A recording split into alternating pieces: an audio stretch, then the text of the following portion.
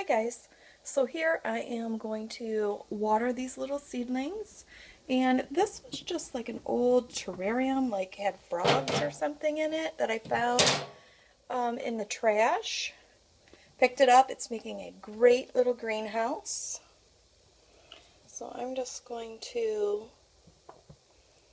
lightly go ahead and water these. I meant just this one there. And this is the other little streak of corn that I have got over here, and this melon. So as you can see, I've already got a cucumber coming up here. This whole tray is different kinds and types of tomatoes.